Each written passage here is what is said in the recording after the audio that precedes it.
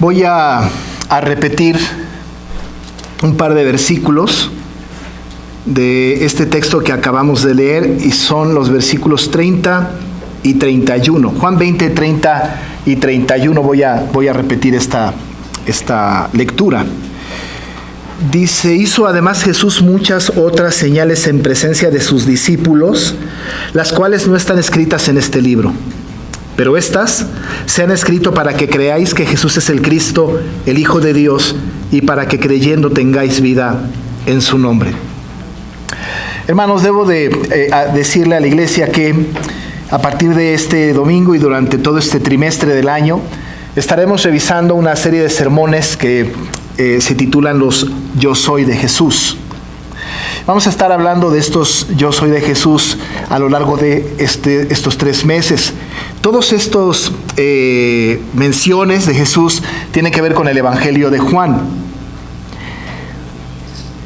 Es muy importante para nosotros desde el punto de vista teológico y que podamos concentrarnos no solamente en la información, que es muy importante, pero también en la formación que el Evangelio tiene para con nosotros. Es muy importante entonces que nosotros podamos atender los asuntos de la teología bíblica del Nuevo Testamento también. Y de la misma teología bíblica del Nuevo Testamento emana la teología sistemática, pero además salen la mayoría de las doctrinas que nosotros tenemos.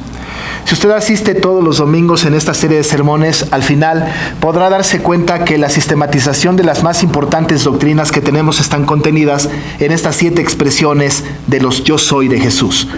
Vamos a tratar de investigar pues profundamente el pensamiento de Juan, que inspirado por el Espíritu Santo, escribe aquellas veces 7 que el Señor Jesús dice Yo Soy.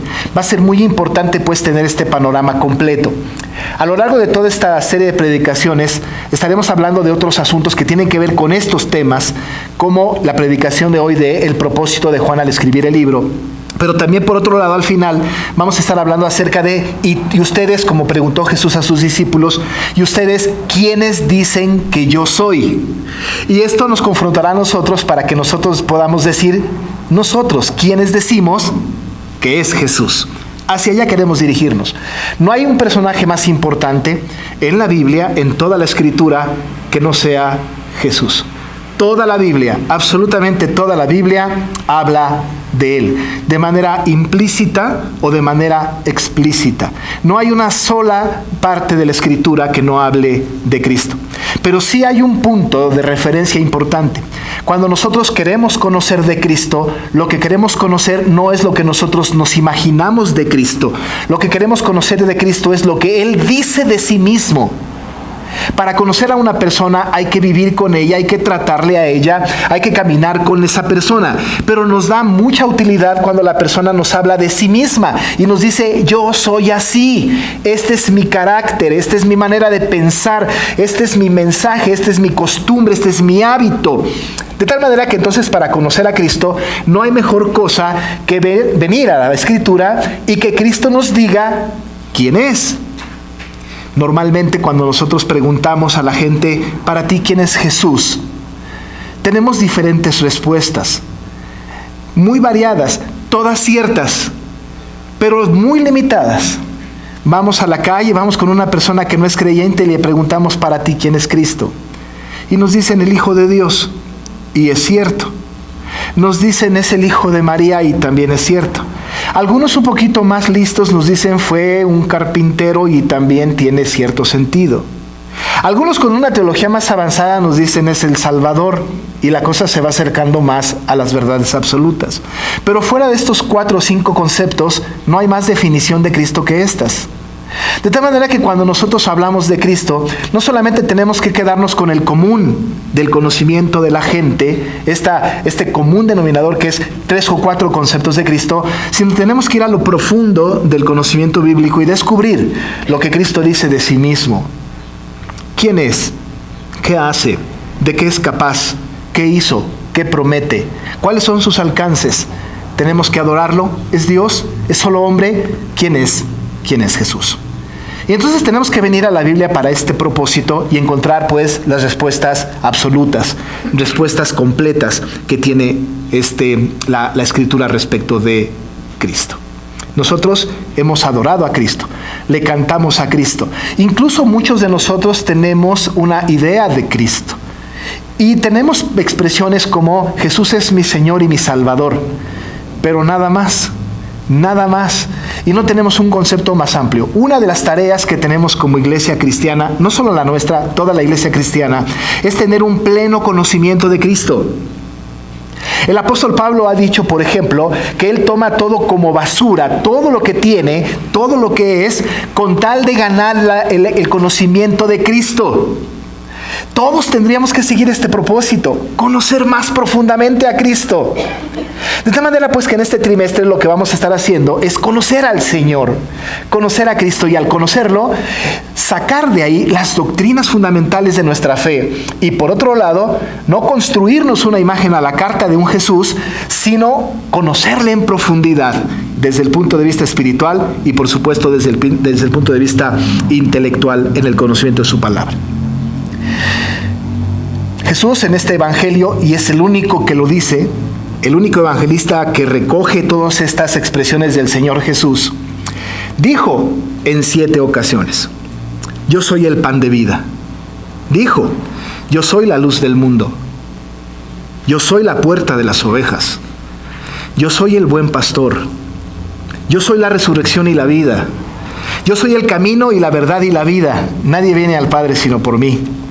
Yo soy la vid verdadera.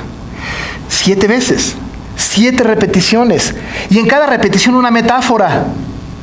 ¿Qué nos quiso decir? ¿Qué quiere que aprendamos? ¿Cómo quiere que nos relacionemos con Él a partir de estas metáforas que tienen que ver con Él? Porque desde luego nosotros no creemos que Jesús sea una puerta, porque no tiene bisagras y un picaporte. Son metáforas. ¿Qué nos quiere decir con eso? Tenemos que pues venir a la Escritura y especialmente al Evangelio de Juan para descubrirlo. El propósito, hermanos, y es un propósito que personalmente tengo, es que al final de este tiempo tengamos un elemento para adorar al Señor, porque le hemos conocido un poco más a profundidad. Por cierto, me gustaría mucho pedirles que leyeran todo el Evangelio de Juan, todo completo, para que podamos tener todos el contexto completo de lo que el Señor dijo de sí mismo. Pero vayamos pues al análisis de esta expresión. Ustedes se preguntarán por qué estamos empezando al final. Porque nosotros estamos ahora en el capítulo 20 de Juan, y normalmente pues hay que empezar desde el principio. Pero estamos empezando con estas disertaciones, pues con estas predicaciones en el final. ¿Por qué empezamos con el final? Algo muy importante es que nosotros podemos encontrar al final del Evangelio de Juan el propósito que Juan tiene al escribir este evangelio. Y a diferencia de los otros 3 evangelistas, Juan tiene un propósito muy definido. Cuando leemos el propósito por el cual Juan escribe este evangelio, pasamos por alto detalles que hoy vamos a contemplar. Y desde el punto de vista didáctico, teológico y por supuesto en la hermenéutica más pura, trataremos pues de encontrar los detalles en las palabras, en las expresiones, en los conceptos. Pero empezamos desde el final porque pues ahí está el propósito. Pero no solamente esto. El Evangelio de Juan empieza de una manera y termina de la misma manera. Hago referencia de lo siguiente. ¿Usted se acuerda que en Juan 1:1 dice: en el principio era el verbo, y el verbo era con Dios, y el verbo era Dios? El verbo es Cristo, lo sabemos. Y este verbo se hizo carne y habitó entre nosotros. Sabemos que el verbo es Dios, que el verbo es Cristo y que Cristo es Dios. A lo largo de todo el Evangelio esto va a ser comprobado. Pero ¿cómo cree que cierra el libro? El libro cierra con una declaración de una persona que duda de todo, confirmando cómo inició el libro. Porque si el principio dice que en el principio era el verbo, y el verbo era con Dios, y el verbo era Dios, es decir, Cristo era Dios, al final del Evangelio tenemos una declaración de Tomás. Dijo: Señor mío y Dios mío.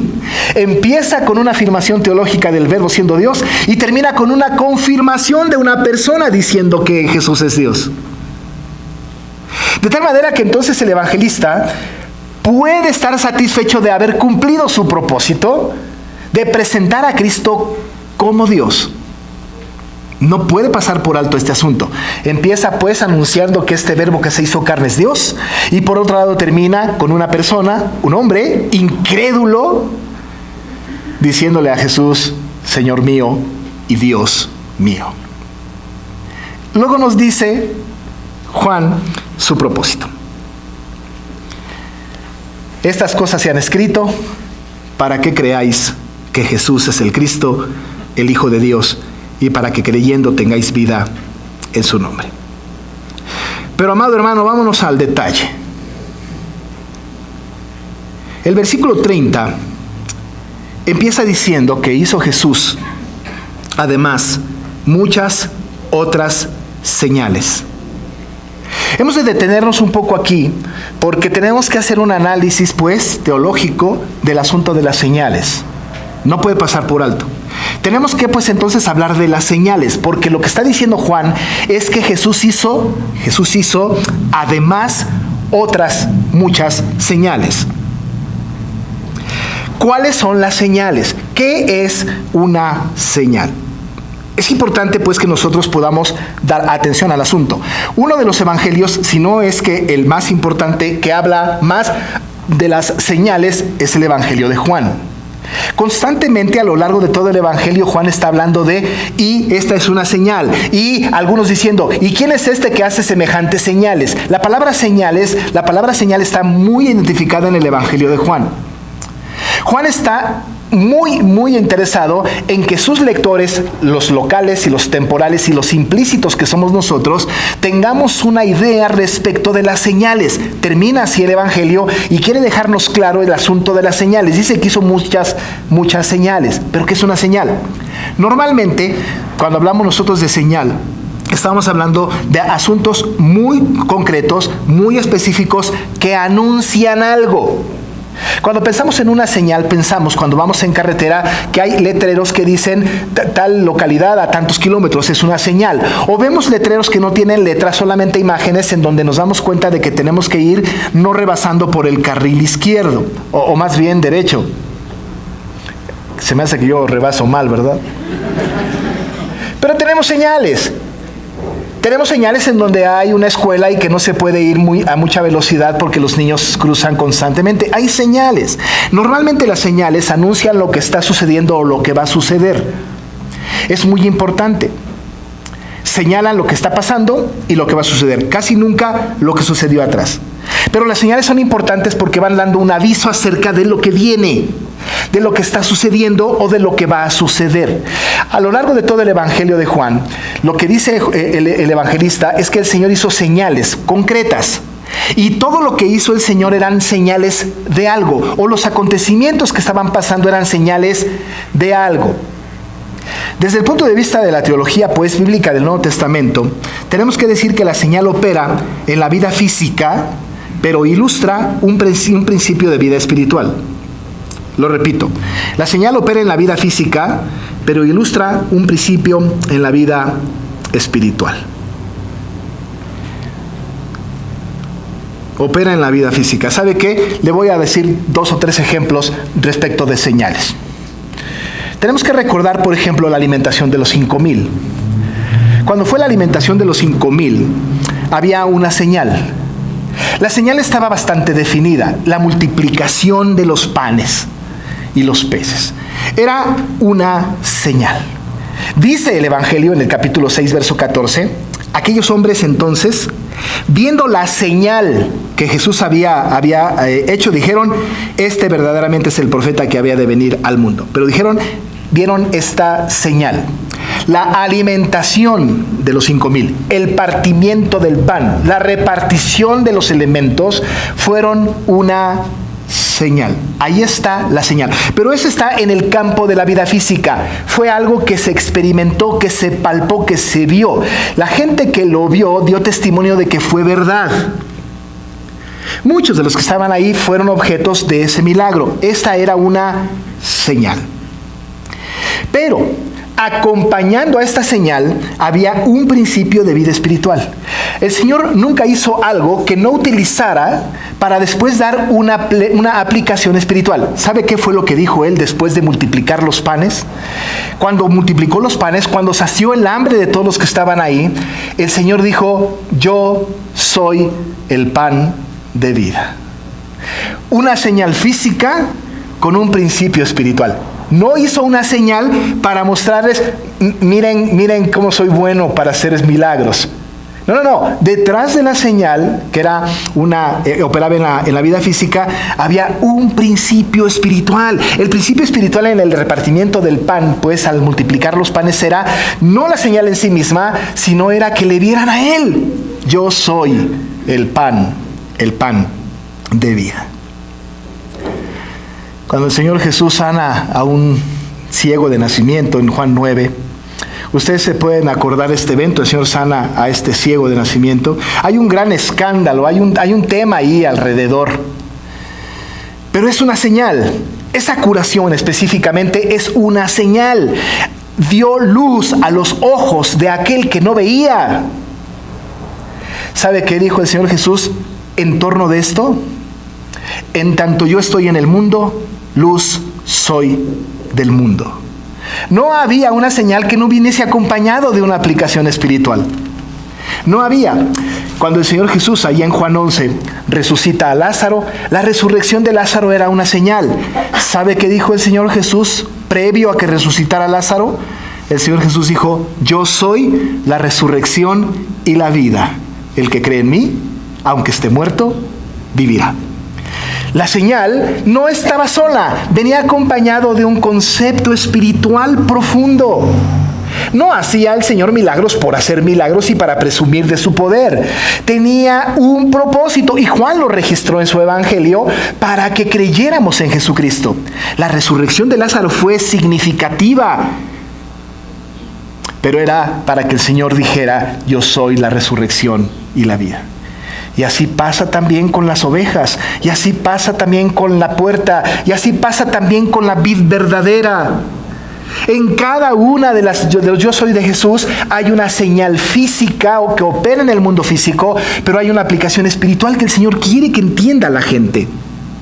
Bajo este principio, hermanos, tenemos que tener cuidado, porque la señal desvía la atención más allá de sí misma. Desvía la atención.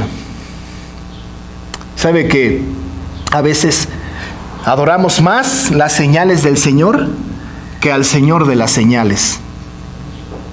Nos vamos más por las señales que por el quien las hizo. ¿Se imagina usted en la alimentación de los 5,000 a la gente alabando al pan? ¿Dándose cuenta de la señal? Enalteciendo la señal, diciendo: de aquí en adelante nadie puede comer sino panes y peces. No podía ser posible, porque la señal era un instrumento del Señor para una aplicación espiritual importante. La primera señal, gran señal que el Señor Jesucristo hizo, fue convertir el agua en vino en las bodas de Caná, allá en Juan 2. Y dice la palabra del Señor que el Señor, habló a la gente que estaba ahí y convierte el agua en vino. De tal manera que el catador dice: ay, todo el mundo ofrece el buen vino desde el principio, pero tú lo has reservado para el final. Él no sabía que el Señor había convertido el agua en vino. Había hecho una señal maravillosa. Pero ¿qué pasa? Era una boda. ¿Será que nosotros tengamos que discernir, discutir y platicar acerca de la boda? ¿Tenemos información de cómo se llamó la novia? ¿Tenemos idea, más o menos? Quizá Natanael había sido el padrino. ¿Sabemos dónde se fueron de luna de miel o cuánto costó la ceremonia? ¿O si metieron una carta para que les dieran el lugar para esto? ¿Es importante los detalles de la bodas de Caná? ¿Es importante saber incluso si el agua era de tal río o de tal cual arroyuelo o lo hubieran traído de cualquier otro sitio? ¿Esto es importante? No lo es. No lo es. La señal no es tan importante. Es tan importante y más importante quien operó la señal y el mensaje que había en la operación de la señal. ¿Cuántos eran en la alimentación de los 5,000? ¿Sabe que he leído comentarios y he estado en discusiones estériles acerca de cuántos eran? Porque dice la Biblia que eran 5,000. Pero ¿qué tal que vino cada quien con su esposa? Pues ya son 10,000. Pero cada quien trajo un hijo, pues ya son 15,000. Y si tenían 2 hijos, ya son 20,000. Haga las cuentas que quiera. ¿Será importante este conocimiento? ¿Será vital saber si fue mojarra o guachinango o pargo el pescado que dieron en la alimentación? Es trivial. Tenemos que de meternos a contemplar el asunto de la señal. Es para nosotros importante definir y descubrir los conceptos más detallados de la señal, o si el pan era de trigo o de alguna otra cosa, o sin levadura. ¿Podemos nosotros adivinar cuántos peces en cada una de las 12 canastas llenaron al final del milagro? No tenemos idea. Pero hay gente que se dedica a buscar todas esas cosas. Pero Juan lo que quiere es hablar de las señales desde el punto de vista de quien la opera y de la enseñanza espiritual de quien la opera. Detrás de la señal tenemos que ver a Cristo. No podemos de ninguna manera concentrarnos en la señal, pero tenemos que concentrarnos en el Señor de la señal, en ese Señor maravilloso de la señal. Hoy vamos a tomar la Santa Cena. El pan y el jugo son señales. No podemos divinizar al pan y al jugo. No podemos nosotros de ninguna manera pensar que estos elementos ordinarios, ¿no?, tienen un poder inherente, o una cruz, o un escapulario, o una Biblia puesta en la entrada de nuestra casa abierta en el Salmo 23. De ninguna manera podemos pensar que una Biblia puesta en la cajuelita del coche nos garantiza que no chocaremos. Cuando nosotros hablamos, pues, de las señales, de los objetos, de las cosas que tienen u operan en el mundo físico, estas cosas no tienen una relevancia. La relevancia está en quién señala estas cosas, a quién va dirigidas estas cosas. Y va dirigida a Cristo. Normalmente las señales señalan a Cristo. Y nada más que a Cristo. Dice Juan, hizo además Jesús muchas otras señales. Y además, no solamente las que están registradas aquí. Juan seleccionó aquellas que dirigían nuestra atención de una manera más palpable a Cristo, o las que él entendió que dirigían nuestra vida o nuestra mirada a Cristo. Estas son las señales que él escribió, pero dice, hay muchas más. Dice, hizo muchas otras señales. Esas muchas otras señales, amados hermanos, no sabemos cuáles son, ni tenemos que ponernos a indagar. ¿Qué hizo Jesús de los 12 a los 30? No tenemos la menor idea y no nos debe importar. Hay cosas que no sabemos y no tenemos que buscarlas. Las que nos interesan son las que están reveladas. Y son suficientes para dirigirnos completamente a Cristo.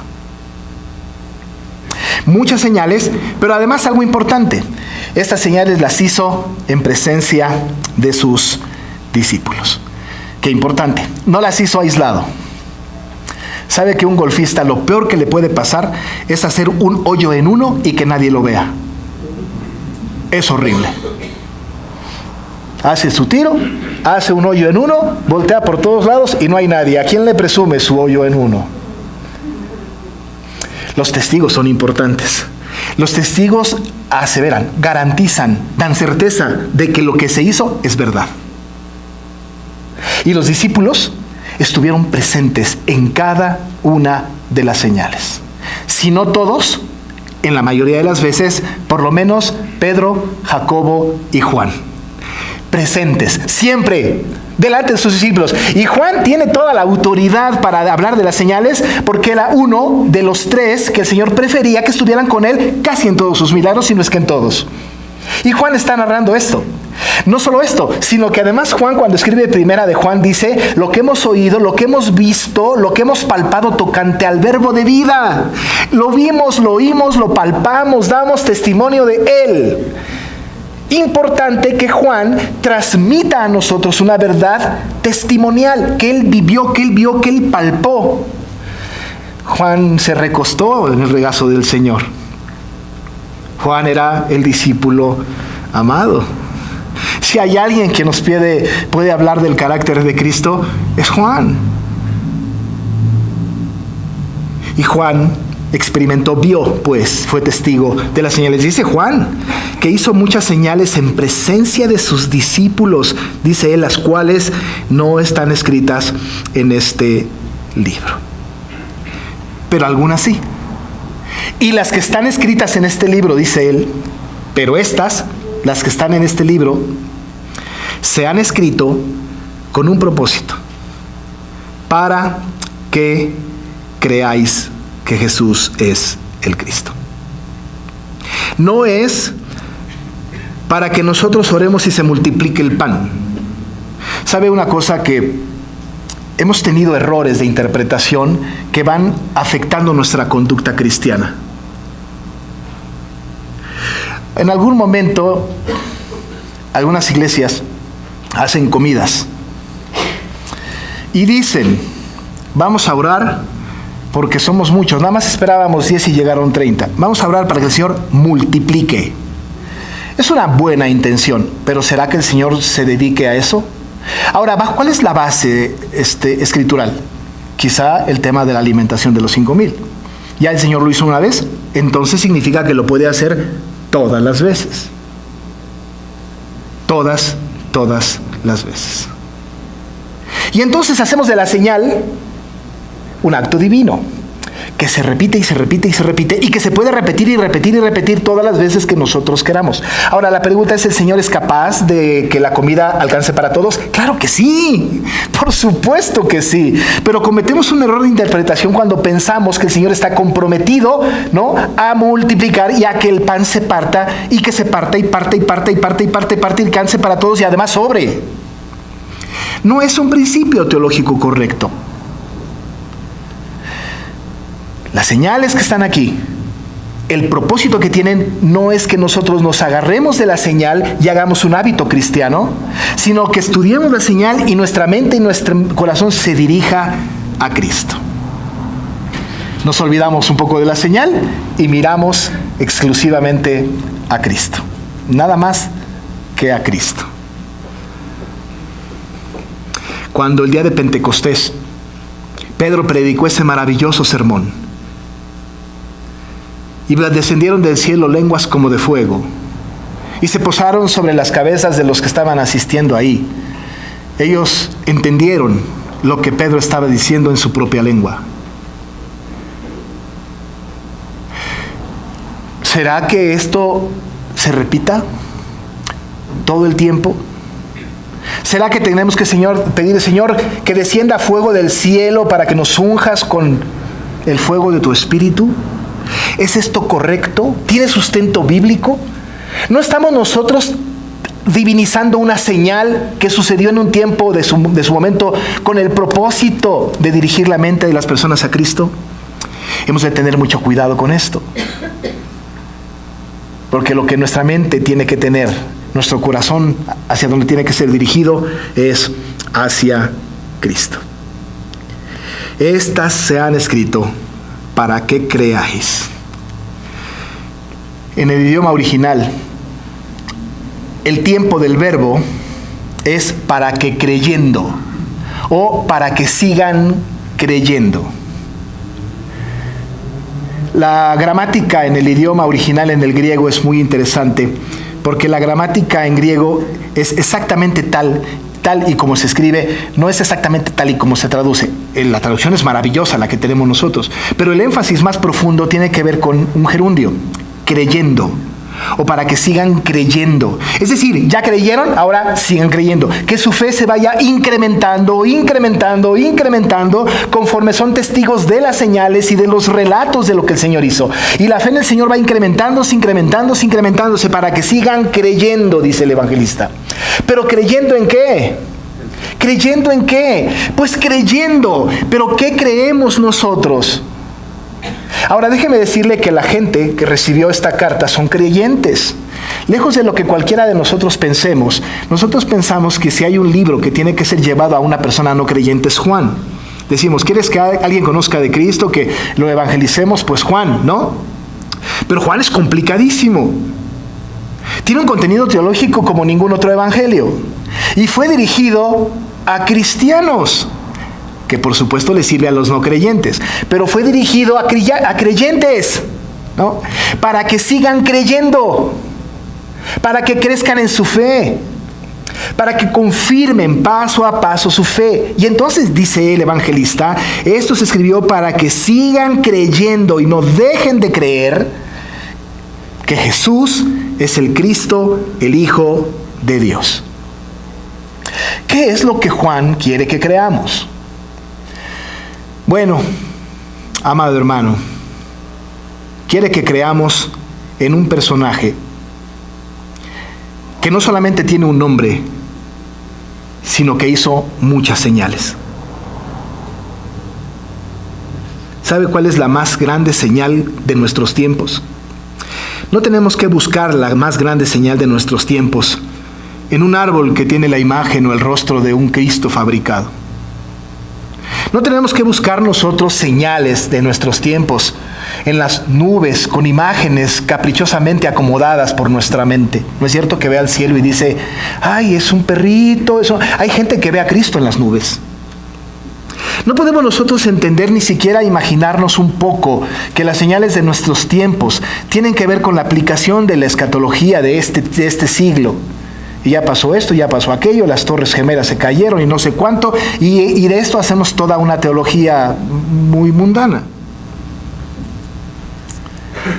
Tenemos que venir a la palabra. Las señales de la Biblia, lo que está revelado, lo que no está revelado no son señales. Lo que está revelado son señales. Pero estas señales dirigen pues a Cristo. Y dice que estas cosas se han escrito para que creamos que Jesús, este hombre que hizo todas las señales, es el Cristo, el Hijo de Dios. Ahora, no es caprichosa la unión de los tres nombres. Dice Jesús, dice es el Cristo y dice es el Hijo de Dios. Tres conceptos: Jesús, Cristo, Hijo de Dios.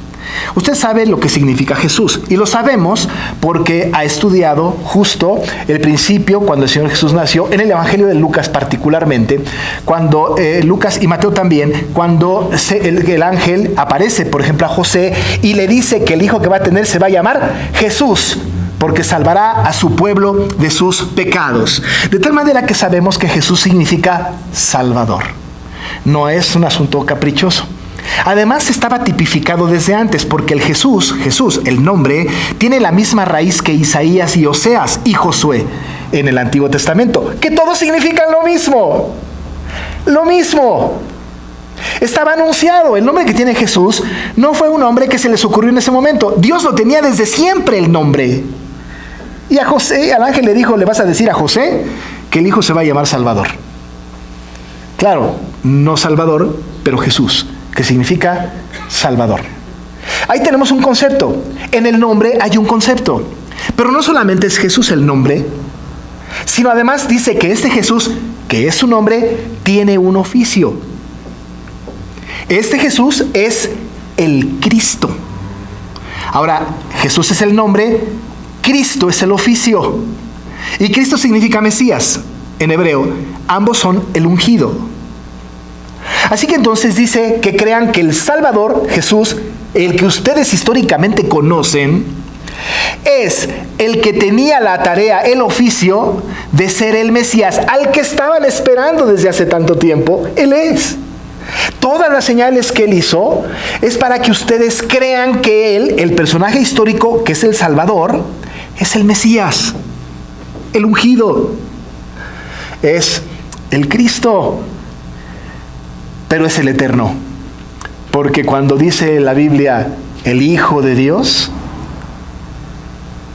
hay una referencia al Jesús eterno. Porque no se puede usted imaginar, ni yo tampoco, que cuando el Señor construyó el mundo o creó al mundo, dijo, voy a tener un hijo.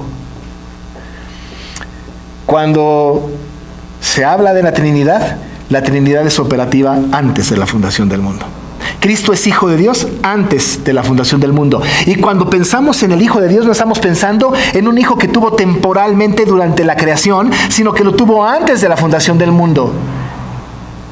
Recuerde que el Señor Jesucristo dijo, antes de que Abraham fuese, soy yo. Soy yo. Por Él fueron hechas todas las cosas. Y sin Él, nada de lo que ha sido hecho, fue hecho. Porque de Él, por Él y para Él son todas las cosas, a Él sea la gloria por los siglos. Es el eterno, es el preexistente, es el verbo que se hizo carne. Y cuando se dice Hijo de Dios, está hablando del eterno. Así que entonces estas cosas se escribieron, y las señales que Él hizo, para que creamos, para que sigamos creyendo que este Jesús histórico, que es el Salvador, tiene una tarea específica, que es el ser el Mesías esperado. Y la chamba del Mesías es salvar a su pueblo, es liberarlo de la esclavitud, del pecado, y que además es el eterno. ¿Sabe qué? Si hay un evangelio que habla de la eternidad de Cristo, es Juan. Es Juan.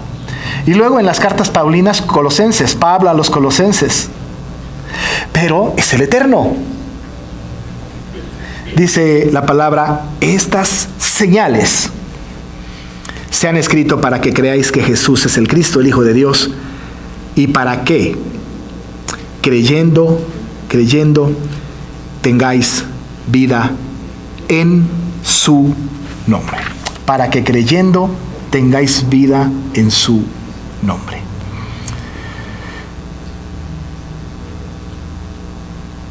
Dice Lucas en Hechos, y nos habla de la importancia del nombre.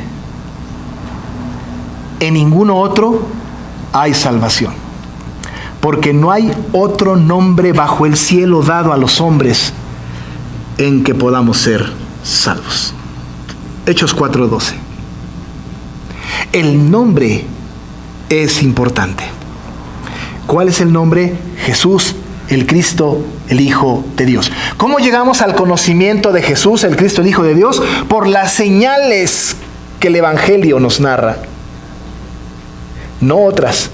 No busquemos señales en el mundo. ¿Quieres señales de Cristo? Están en la palabra. Están en la Escritura. Y amado hermano, a lo largo de estos 3 meses, vamos a estudiar las portentosas señales de los 7 yo soy de Jesús. No solamente será una predicación devocional, vamos a estudiar. Vamos a profundizar para arraigar el conocimiento en nuestra mente y en nuestro corazón y adorar al Señor por lo que es, por lo que hizo y por lo que representa en nuestras vidas. Y quién sabe, es posible que Dios a lo largo de estos 3 meses llame eficazmente al que aún tenga un corazón de piedra y le aplique su gracia irresistible para trasladarlo de las tinieblas a la luz admirable. Y que todos juntos podamos alabar y glorificar a Jesucristo, nuestro Salvador. Vamos a orar. Padre, tu palabra nos dirige con solicitud, con cuidado, hacia lo que tenemos que creer y que pensar. Creemos en Jesús. Nos hemos enterado de tantas cosas que hizo. La multiplicación de los panes y los peces, convertir el agua en vino, sanar a los enfermos, devolverle la vista a un ciego, hacer caminar a un cojo, quitar la lepra de los leprosos, caminar en el mar, resucitar a Lázaro. Pero Señor, todas estas son señales que buscan que no veamos a las señales, sino que veamos a Cristo, tu Hijo, el Eterno, nuestro Dios.